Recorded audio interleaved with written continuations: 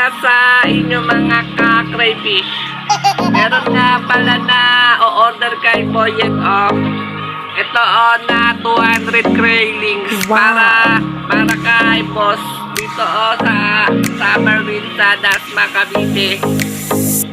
So meron siya sa akin order ngayong umaga sakto yun na meron na pabiling gamit si Bebe Angelo.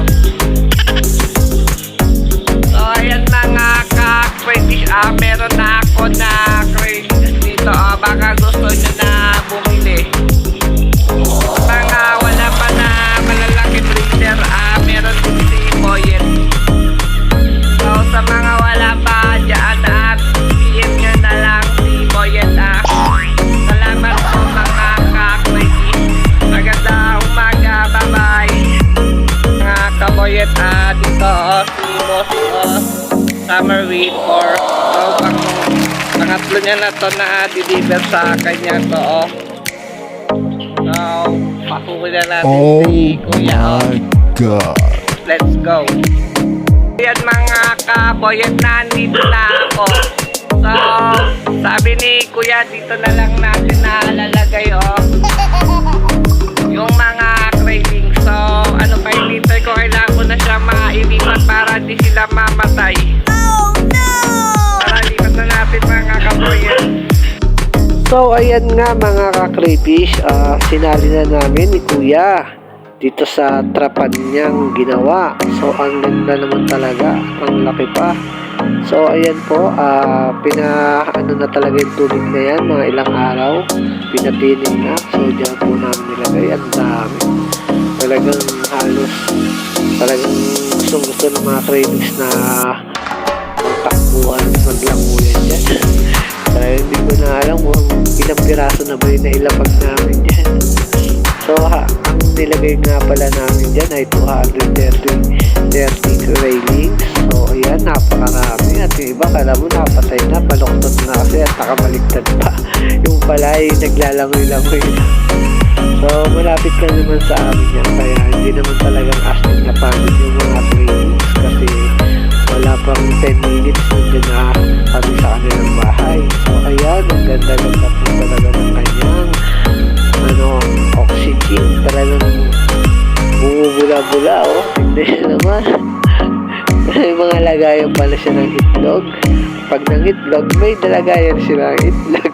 So ay nga pala mga crayfish, binagakot niya ni kuya yung mga damo at saka yung mga kala niya patay na iba, yung pala buhay at nagulat pa siya dyan. Kasi walang, ayan so mga crayfish. At ayan, ang ganda nilang pagmasdan mga ka-crayfish. Talagang pag nakita mo sila, matutuwa ka talaga. At talagang matatanggal ang yung stress. Sa mga wala pa dyan mga ka-crayfish, dito na si Kuya Boyet nagbabalik from Dasmariñas, Cavite. Ayan po. So gusto nyo makita si Kuya Boyet, bumili na kayo ng crayfish at magsasalita na si Kuya Boyet para may trabaho na si Kuya Boyet at di na mag-pokpok si Aubrey. So ayan mga guys, ano pa hinihintay nyo? PM na kayo, huwag na kayo magpatumpik-tumpik pa. Salamat sa mga panonood nyo at salamat din sa mga bumibili sa akin. Sana maparami nyo. God bless. At so ayun nga mga guys, para makita nyo si Kuya Boyet, bumili na po kayo at PM na rin kayo. Sa mga video ko nga pala mga Kuya Boyet, comment na rin kayo at share na rin po ng mga videos ko. So maraming salamat sa mga nag-like at saka nag-share ng mga video ko. At kung may start na rin po kayo, pa-send na rin po. Thank you. So ayan guys, nagpapatawa lang tayo. Pero kung gusto na gamad din ng start, why not? Me not. So ayan mga guys, maraming salamat sa mga customer at sa mga nanonood ng mga video ko.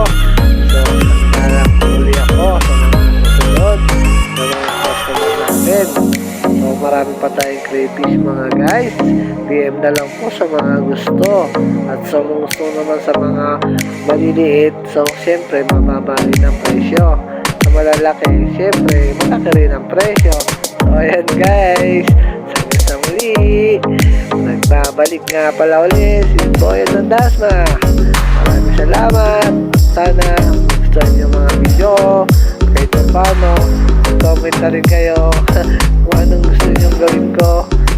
Gagawin natin yan mga kaboyet. So ayan mga kaboyet, mga kakrayfish, kanyang lalagyan. So yan o, kulay orange pa mga kaboyet. So ayun yung mga unang nanonood sa akin. So talagang pinagandaan niya kanyang mga lagayan. Kaya sa mga wala pa dyan, ito na po ako. Na po kayong patungkot pa. Mahirap na mauna ng iba. Ayun naman. Kaya sa mga wala pa, ito na po ako. Andito lang siya boy